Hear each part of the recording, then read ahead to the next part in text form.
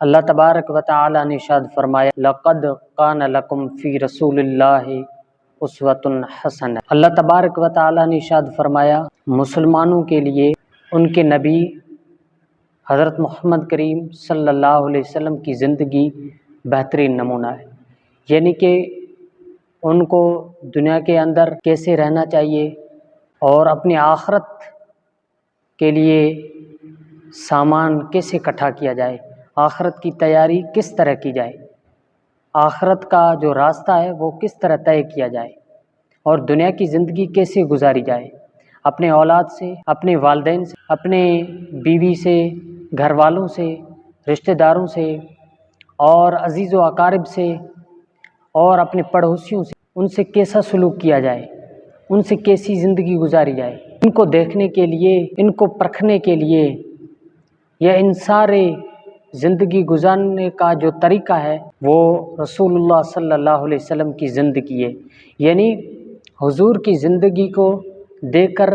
آپ اپنی دنیا بھی بہتر کر سکتے ہو اور اپنی آخرت بھی سنوار سکتے ہو۔ اگر چاہتے ہو کہ آپ کی زندگی، دنیا والی زندگی بہتر ہو جائے اور آخرت کا جو راستہ ہے وہ بھی بہتر ہو جائے تو آپ کو رسول اللہ صلی اللہ علیہ وسلم کی زندگی اور حضور کی سیرت کو پڑھنا ہوگا، اس پر عمل بھی کرنا ہوگا۔ اگر آپ پڑھو گے، عمل کرو گے، بہترین نمونہ ہوگی آپ کے لیے۔ تو آئیے حدیث سنتے ہیں۔ حضرت انس بن مالک بیان کرتے ہیں کہ میں رسول اللہ صلی اللہ علیہ وسلم کے ساتھ جا رہا تھا، آپ ایک نجرانی چادر اوڑھے ہوئے تھے جس کے کنارے سخت موٹے تھے۔ ایک بدو آیا، اس نے آپ کی چادر زور سے کھینچی، میں نے دیکھا کہ اس کی وجہ سے آپ کی گردن پر نشان پڑ گئے تھے، اور کہنے لگا وہ بدوی، اے محمد، آپ کے پاس جو اللہ تعالیٰ کا مال ہے اس میں سے مجھے دینے کا حکم دیجئے۔ رسول اللہ صلی اللہ علیہ وسلم اس کی طرف متوجہ ہوئے اور آپ ہنسے اور آپ اس کو مال دینے کا حکم دیا۔ اب یہ دیکھیں خلق رسول، حضور کے اخلاق دیکھیے، اور امت کو رسول اللہ صلی اللہ علیہ وسلم پر جس نے کلمہ پڑھا ہے ان کو اس حدیث کو اور حضور کی سیرت کو دیکھنا چاہیے، اس سے سبق لینا چاہیے۔ حدیث میں ہے کہ ایک اعرابی نے رسول اللہ کی چادر کو پکڑ کر کھینچا جس سے آپ کی گردن پر نشان پڑ گیا۔ پھر اس نے کہا یا محمد مرلی من مال الذی عندک، یہ محمد اللہ کا جو مال آپ کے پاس ہے اس میں سے مجھے دینے کا حکم دیجئے۔ رسول اللہ مسکرائے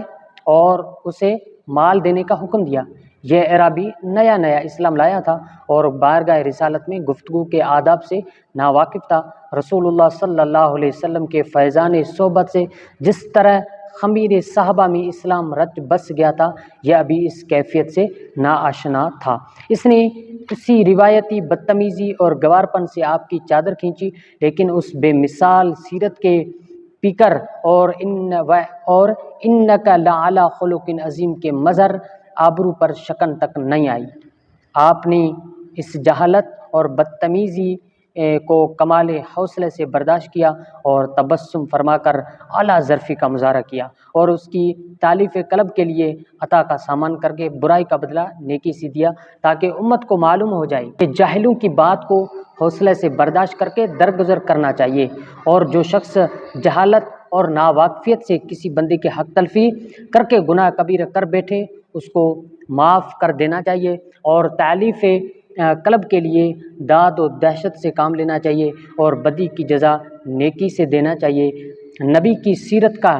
یہی وہ بے مثال پہلو تھا جس نے بیگانوں کو یگانہ، پرایوں کو اپنا، بت پرستوں کو بت شکن اور اسلام سے دور جانے والوں کو اسلام کا شیدائی اور متوالا بنا دیا۔